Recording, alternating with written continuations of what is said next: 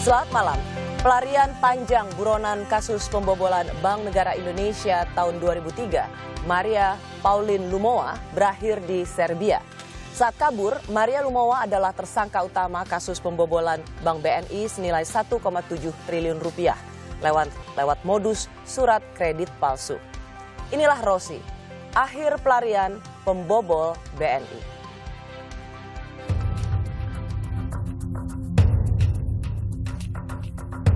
Maria Pauline Lumowa adalah sosok yang paling diburu pemerintah Republik Indonesia karena keterlibatannya dalam kasus pembobolan Bank BNI sebesar 1,7 triliun rupiah pada tahun 2003. Tak mudah bagi aparat menangkap wanita kelahiran Paleloan, Sulawesi Utara 27 Juli 1958 ini.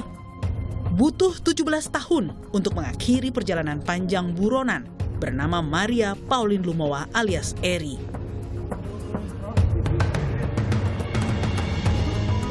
Maria Pauline Lumowa atau Eri merupakan satu dari 12 pelaku pembobolan Bank BNI cabang Kebayoran Baru. Ke-11 pelaku yakni Adrian Wauruntu, Jeffrey Basso, Wayan Saputra, Aan Suryana, Edi Santoso, Olah Abdullah Agam, Adrian Pandelaki Lumowa, Titi Pristiwati, Suyitno Landung, Richard Kuntol, dan Aprila Widata sudah dijatuhi pidana. Kasus pembobolan BNI terjadi pada periode Oktober 2002 hingga Juli 2003. Saat itu, Bank BNI mengucurkan pinjaman dengan total 1,7 triliun rupiah kepada PT Gramarindo Group yang tak lain adalah perusahaan milik Maria Pauline Lumowa. Namun, ketika pembayaran utang jatuh tempo pada bulan Agustus 2003, PT Gramarindo Group tidak bisa memenuhi kewajibannya. Maria pun ditetapkan sebagai tersangka pada tahun 2003. Perempuan berkewarganegaraan Belanda sejak 1979 ini melarikan diri ke Singapura dan Belanda.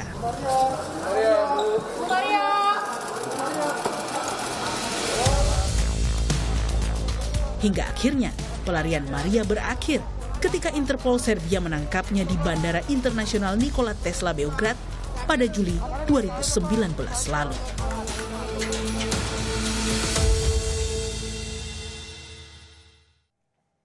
Akhir pelarian pembobol BNI, itulah tema Rosi malam hari ini.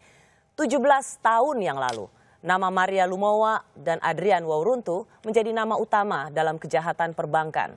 1,7 triliun rupiah berhasil dibobol dari bank milik pemerintah. Kejahatan yang mereka lakukan menggegerkan Indonesia di tahun 2003 lalu. Karena buntut dari kejahatan ini, petinggi Polri saat itu sekelas Kabar Eskrim ikut terlibat dan menjalani hukuman. 11 pelaku termasuk Adrian Wauruntu sudah menjalani hukuman. Tapi Maria Lumowa sebagai nama utama berhasil melarikan diri. Bagaimana kisah pengejaran Maria Lumowa hingga berhasil dibawa pulang ke Indonesia? Saya tanyakan langsung pada Menteri Hukum dan HAM, Yasona Lawli, yang memimpin penjemputan Maria dari Serbia dan baru tiba di tanah air siang tadi. Selamat malam Pak Yasona. Selamat malam Rosi. Terima kasih, saya tahu pasti Anda capek banget, baru tadi. Sempat tidur.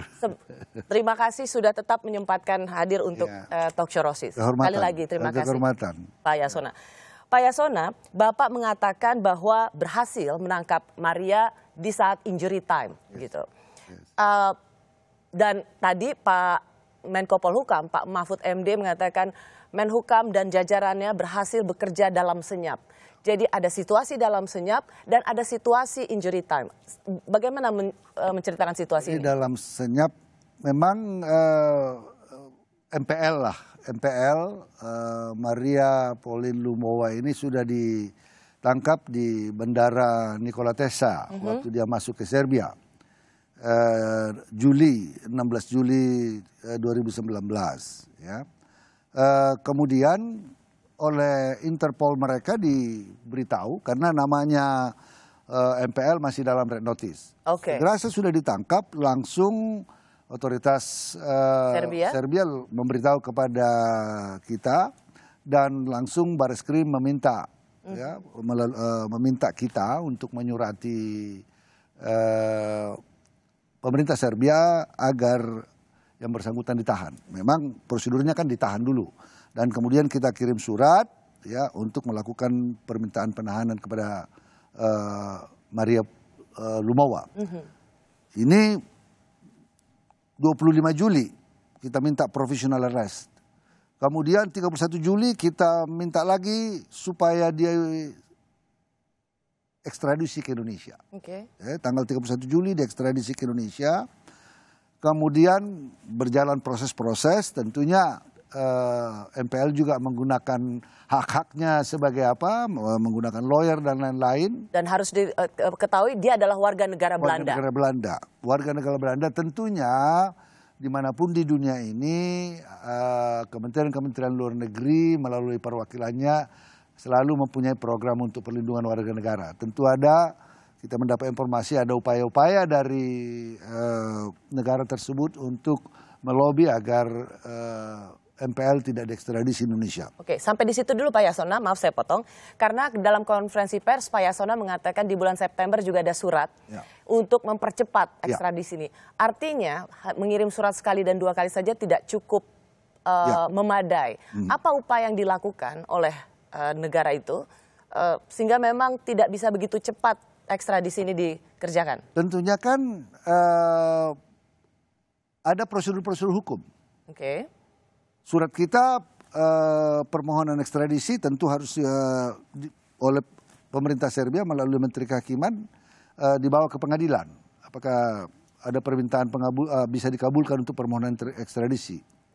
Ya, kemudian diputuskan oleh pengadilan dapat dilakukan ekstradisi, pengacaranya banding, ya, pengadilan tinggi juga tetap mengabulkan. Tetapi apapun itu tetap adalah menjadi kedaulatan sebuah negara untuk meneruskan atau tidak. Maka disitulah diperlukan di samping putusan pengadilan lobby-lobby, kita katakan lobby-lobby, high level lobby pada pemerintah Serbia. Dubes juga melakukan pekerjaannya, kita dengan tim kita juga pernah melakukan pembicaraan sampai ke sana, Dirjen AHU, ya, tim kita dengan tim Polri, ya. Bapak sempat mengatakan bahkan ada upaya penyuapan. Jadi pengacaranya kemarin pagi saya bertemu sebelum berangkat siang, tanggal 8 siang saya bertemu dengan asisten Menteri Kehakiman Serbia. Saya tanyakan bagaimana prosesnya selama ini. Ya tentu pengacaranya berkali-kali. Bahkan mengatakan pertama ditawarkan 100.000 euro pada otoritas di sana. Otoritas Serbia? Serbia, tidak mempan. 300.000 tidak mempan. Dan itu pengacaranya akhirnya ditahan. 500.000 terakhir. Tolak. Ini menunjukkan satu komitmen di samping upaya tentunya mereka sebagai sebuah negara yang juga taat kepada ketentuan hukum dan sedang berupaya keras juga melakukan tindak pidana pencegahan tindak pidana korupsi dan menindak tindak pidana korupsi. Mereka di samping itu sangat menghormati hubungan baik antara Indonesia dengan Serbia. Saya akan ke situ Pak Yasona. Tapi situasi seperti apa yang Bapak hadapi ketika itu disebut dengan injury time? Karena kan benar-benar berkejaran dengan waktu. Jadi kan dia sudah diputuskan oleh pengadilan dapat tanggal April ya, sudah diputuskan oleh pengadilan bisa diekstradisi dan dikatakan 16 Juli 2020 ya, 6 April 2020 pengabulan setelah proses panjang tadi di samping lobby. 16 Juli ini akan selesai. Kalau tidak, berarti dia masa penahanannya selesai, maka dia demi hukum harus dilepaskan oleh pemerintah Serbia. Oke, sebentar.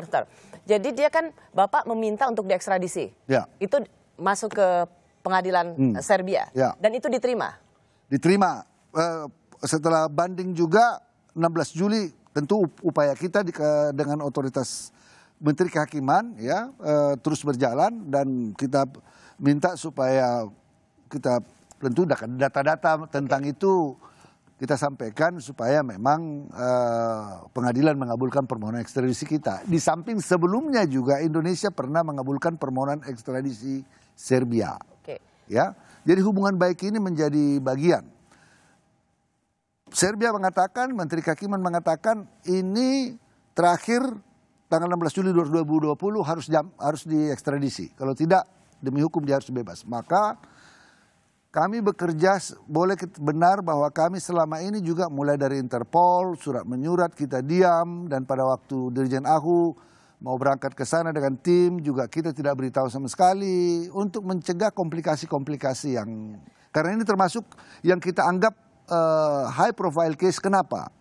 Waktu di Singapura kita minta tidak dapat, waktu di Belanda 2 kali kita minta untuk melalui mutual legal assistance agar diekstradisi, tidak berhasil. Maka kita berpikir ini memang harus betul-betul kita kerjakan secara rapi dan baik. Dan memerlukan koordinasi yang baik antara seluruh stakeholders penegak hukum kita. Jadi kalau 16 Juli pemerintah Indonesia tidak menjemputnya, maka dia bebas. Sesuai dengan perintah pengadilan di Serbia. Dia bebas demi hukum, masa penahanannya sudah lewat. Maka saya perlu menjelaskan. Kebetulan sama dengan di Indonesia, di Serbia itu sekarang sedang COVID-nya agak tinggi.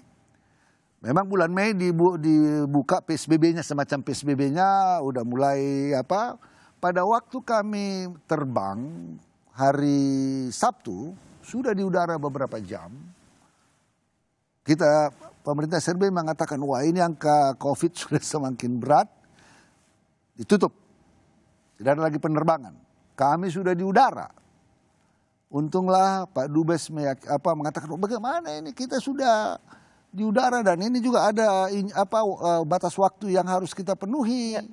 Melalui hubungan yang baik dan langsung berhubungan dengan otoritas high level di sana, akhirnya kita diizinkan mendarat. Ya.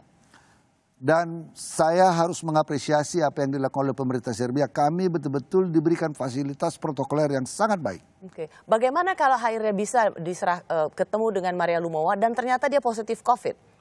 Itu yang saya berdoa sepanjang hari. Sebelum dia masuk ke pesawat dan kami bawa, saya khawatir sekali kalau seandainya dia dites COVID, tentunya kami tidak boleh bawa dia. Demi hukum tanggal 16 Juli dia akan lepas. Ini ya satu blessing yang sangat besar. Satu blessing yang sangat besar. Sebelum pada waktu siang kita akan berangkat, otoritas Serbia mengatakan akan ada penyerahan di bandara jam 2. Saya menuju bandara dengan tim dari bandara juga, dan dibuat surat keterangan bahwa dia sehat walafiat dan bebas COVID. Karena persyaratan terbang juga ke Indonesia masuk harus ada surat keterangan bebas COVID. Kalau dia misalnya waktu itu memang positif COVID, selesai sudah dan dia akan bebas. Bebas. Karena minimal 2 minggu kan. Dan itu artinya dia bebas. Kalau sakit terus, dia... Jadi memang ini yang kita sebut injury time. Injury time, dan tim kami sangat baik dari Kadifhub Binter, dari BIN, dari Kemlu, dari Kejaksaan, kita betul-betul solid untuk melakukan upaya ini secara bersama-sama. Pak Dubes mendampingi kami dengan baik dan terus memuluskan pertemuan dengan pertemuan. Ya, kita akan lanjutkan lagi Pak, seperti apa Bapak dan tim di sana. Maria sudah ditahan Interpol Serbia sejak Juli 2019, lalu apa yang membuat penyerahannya baru sekarang tepat setahun? Kami kembali sesaat lagi.